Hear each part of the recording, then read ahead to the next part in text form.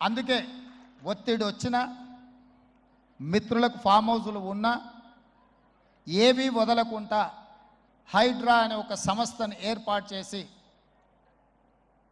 తెలియకుంటేనే ప్రజాప్రతినిధులం కొన్ని మన దినచర్యల్లో భాగంగా కొన్ని తప్పిదాలు చేస్తుంటాం. తప్పులు తెలవకుంటేనే కొన్ని తప్పులు జరిగిపోతుంటాయి.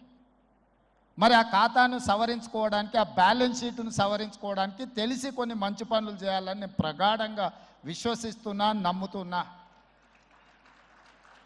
ఆ తెలిసి చెయ్యాలనుకుంటున్న మంచి పనుల్లో భాగము ఈ చెరువులను చెరబట్టిన వాళ్ళ నుంచి విముక్తి కలిగించాలన్న ఏకైక లక్ష్యంతోనే ఈరోజు చెరువులను ఆక్రమించుకున్న వాళ్ళను ఎవరిని వదలకుండా ఉక్కు పాదంతో అణిచివేయాలన్న ఆలోచన, అందులో నిర్మాణాలను ఏ ఒత్తిడి వచ్చినా వెనక్కి తక్కకుండా తొలగించాలన్న ఆలోచనతోనే ఈరోజు ఈ చెరువులలో ఉన్న అక్రమ కట్టడాలను కూలగొడుతున్నాము. దీనికి స్ఫూర్తి భగవద్గీత అనే కురుక్షేత్ర యుద్ధ సందర్భంలో అర్జునుడు ఆయుధాలను కింద పడేసి రాజ్యం కోసం భీష్మ పితామహుడు, అదేవిధంగా కర్ణుడు, దుర్యోధనుడు, దుశ్శాసనుడు, నా సహోదరులందరూ ఆ పక్కన నించుంటే రాజ్యం కోసం వాళ్ళందరినీ సంహరించడం, వాళ్ళని సంహరించి రాజ్యాన్ని సాధించుకోవడం ద్వారా ఏమి ఉంటుంది, ఏం మనశ్శాంతి వస్తుంది అని చెప్పి అర్జునుడు యుద్ధతంత్రం నుంచి తప్పుకుంటా అన్నప్పుడు శ్రీకృష్ణ భగవానుడు బోధించిందే భగవద్గీత. చంపేదెవరు, చంపించేదెవరు, లోక కళ్యాణం కోసం నీ బాధ్యతను నెరవేర్చాల్సిందే. ధర్మం బ్రతకాలి, అధర్మం ఓడాలి అంటే నువ్వు యుద్ధం చెయ్యాల్సిందే అనే యుద్ధ నీతిని ఆ రోజు అర్జునుడికి బోధించింది శ్రీకృష్ణ భగవానుడు. ఇవాళ ఆ శ్రీకృష్ణ భగవానుడి బోధనానుసారమే ఈరోజు ఈ చెరువులను కాపాడే కార్యక్రమాన్ని నేను తీసుకుంటున్నా. నాకు తెలుసు ఈ చెరువులలో నిర్మాణమైన విలాసవంతమైన ఫామ్ హౌజులు ప్రభుత్వాన్ని ప్రభావితం చేయగలిగిన స్థానాలలో ఉన్న చాలామంది వ్యక్తులు ఉన్నారు. ప్రత్యక్షంగా ప్రభుత్వంలో భాగస్వాములు అయి ఉండొచ్చు, లేకపోతే సమాజం మీద బాగా ప్రభావితం చేయగలిగిన వ్యక్తులు ఉండొచ్చు. కానీ వాటన్నిటినీ నేను పట్టించుకోదలుచుకోలే. ఇది భవిష్యత్ తరాలకు, ఇది రాజకీయాలకు సంబంధం లేదు. నేను స్పష్టంగా చెప్పదలుచుకున్నా. రాజకీయాల కోసమో లేకపోతే రాజకీయ నాయకులను కొంతమందిని దృష్టిలో పెట్టుకొని చేపడుతున్న కార్యక్రమం కాదు ఇది. భవిష్యత్ తరాలకు, మన పిల్లలకు, వాళ్ళ పిల్లలకు వారసత్వంగా మనం అందించే సంపద ఈ సరస్సులు, ఈ నదులు, లేకపోతే ఈ రోజున్న ఈ చెరువులు. ఈ ప్రకృతి సంపదను మనం విధ్వంసం చేస్తే ప్రకృతి మన మీద కక్ష కడుతుంది.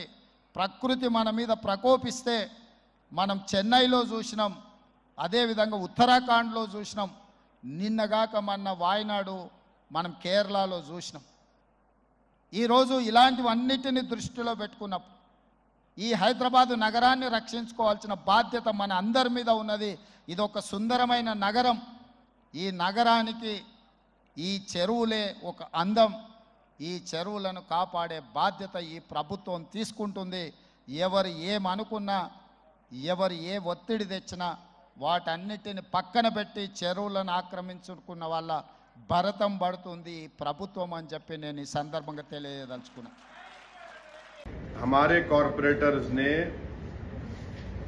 मेयर साहिबा से कमिश्नर के पास जाकर वो जो हाइड्रा बनाया गया है उसको हमने बताया है कि वो उसका कोई लेजिस्लेटिव लीगल बैकिंग नहीं है, उसको वो पब्लिक डोमेन में है। और फिर हमारे एमएलए कौसर साहब जाकर चीफ सेक्रेटरी को भी बोले हैं, ये बात हम बोले हैं।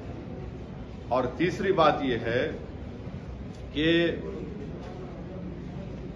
जीएचएमसी का जो ऑफिस है, अभी जीएचएमसी का ऑफिस है ना, तो हम लोग जो है हमारे स्कूल में जब हम लोग बस में जाते थे, हैदराबाद पब्लिक स्कूल को बस में जाते थे, मेरे को अच्छी तरह याद है हमारी जो बस होती थी वापसी में ऐसा आती थी, या फिर कभी कभी मैं पब्लिक स्कूल को जाता था बस पकड़ के, एक बस नंबर 7 होती थी, अभी भी होंगी, डबल डक्कर में बैठ जाता था मैं, ऊपर बैठने का बड़ा शौक था मेरे। हाँ, वो लिबर्टी से जाती थी, लिबर्टी से टैंकबंड जाती थी। वहां पर जहां पर जीएचएमसी का ऑफिस है वहां पर एक वाटरफॉल था, मैं ही देखा सो हूं। नेकलेस रोड एफटीएल पर है, तोड़ो उसको आप। नेकलेस रोड एफटीएल पे है, बोल रहा हूं मैं आपको, तोड़ते आप उसको। तोड़ना चाहिए ना भाई, कौन रोक रहा आपको? एफटीएल है, सीसीएमबी का, गवर्नमेंट ऑफ इंडिया का ऑफिस है हिमायत सागर के पास, बना लिया आप, गवर्नमेंट ऑफ इंडिया का है। तो ये हमारा ऑब्जेक्शन इस बात पर है, ये हमारा ऑब्जेक्शन इस बात पर है। और फिर जहां पर निजाम के जमाने में जब हुकूमत थी उनकी, तो उन्होंने उसको क्या बोलते, टोन बोलते, क्या बोलते हो, पत्थर को, हाँ नहीं वो स्टोन्स लगाते थे कि ये एफटीएल है, स्टोन्स लगाते थे, अभी भी है वो, देख लो आप जाके। ये है हमारा, हम तो चीफ सेक्रेटरी मैडम को भी बोले, मेयर साहिबा को भी बोले, अब वो गवर्नमेंट देखना उसको।